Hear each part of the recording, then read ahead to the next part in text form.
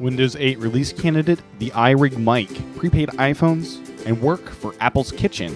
It's Friday, June 1st, 2012, and this is iWake. I'm Tim Chaten, and this is what's going on in the Apple world today.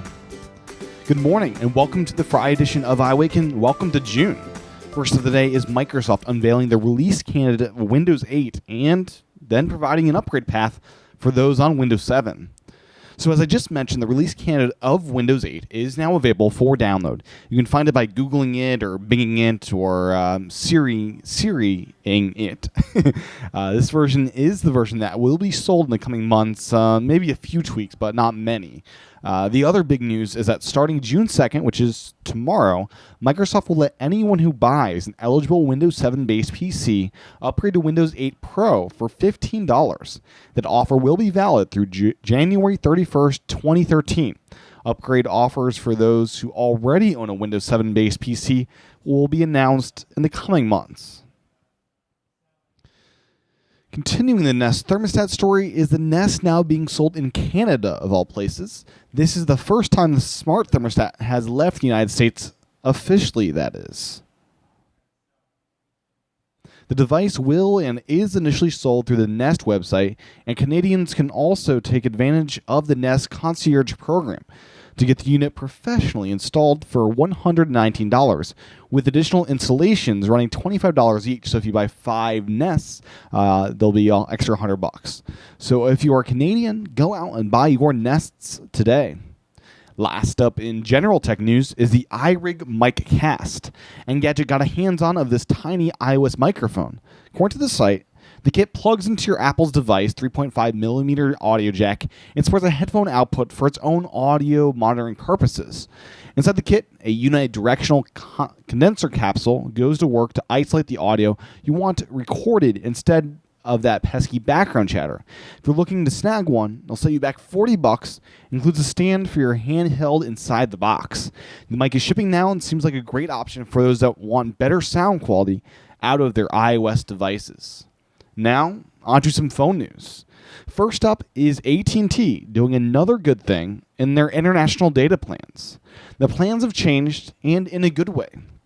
According to Engadget, the baseline price is up from last year at $30 per month, but you'll get 120 megabytes of data for your trouble, an amount that used to cost $50. The next step up not only costs less than before at $60 versus $100, but ups the data ever so gently to 300 megabytes.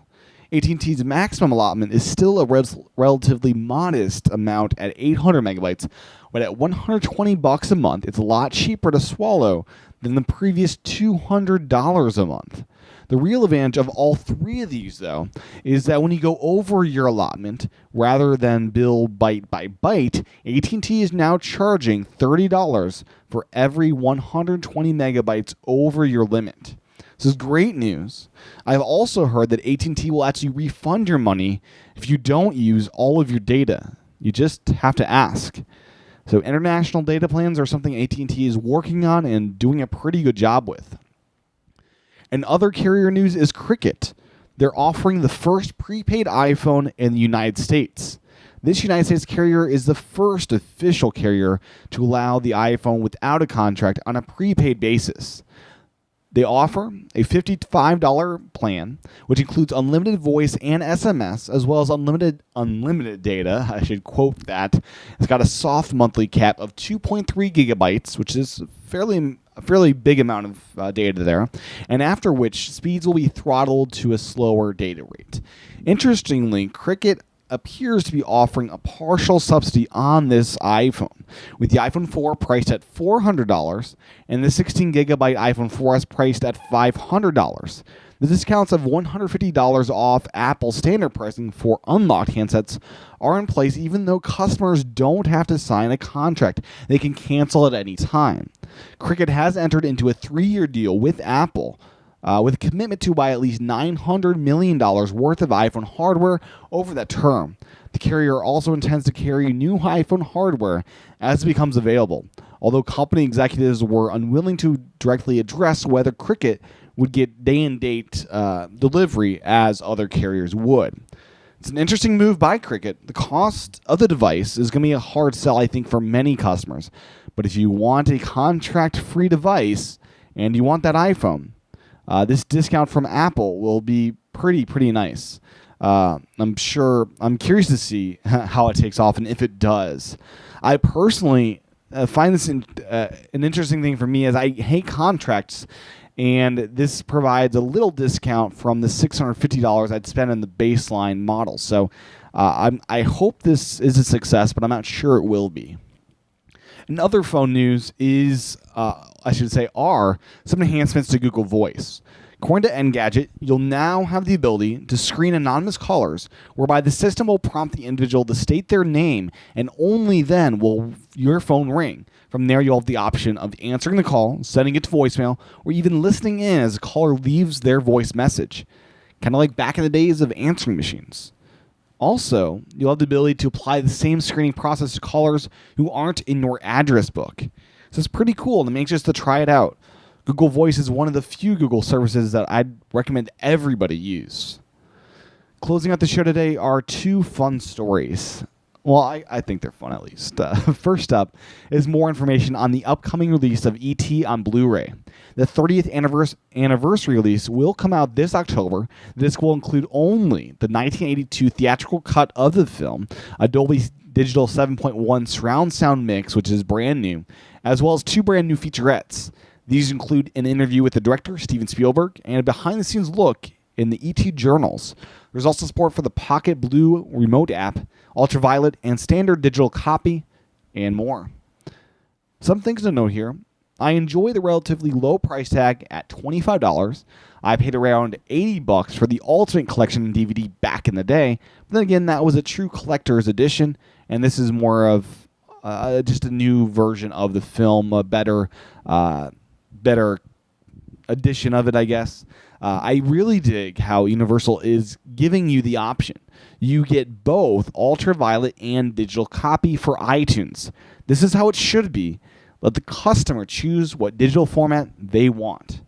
I'll be curious to see if they duplicate all of the extras found on that awesome DVD I got back about a decade ago. Only time will tell on that one. Last up today is a fun job opportunity at Apple. The job is for a pizza cook in Sacramento, California. This is a job for Apple.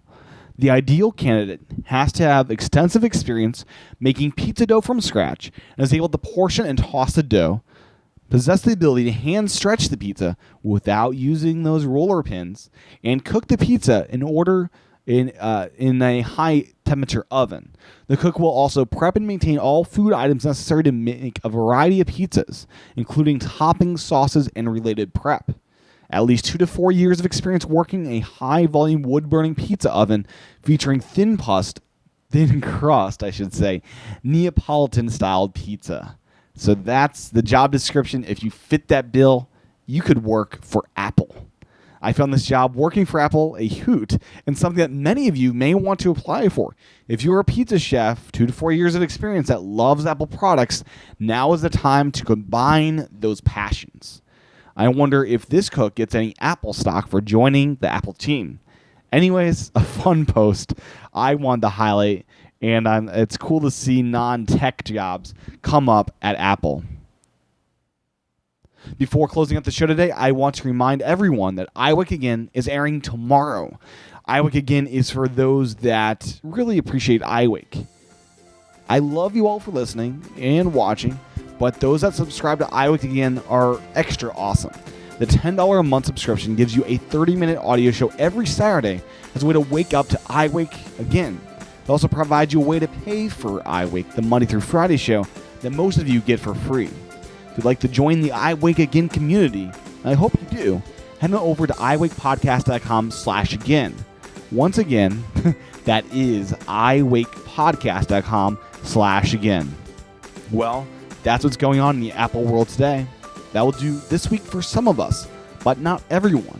If you're an iWake Again subscriber, I'll talk to you guys again tomorrow. Talk to everyone else again on Monday. Have a great June, and aloha.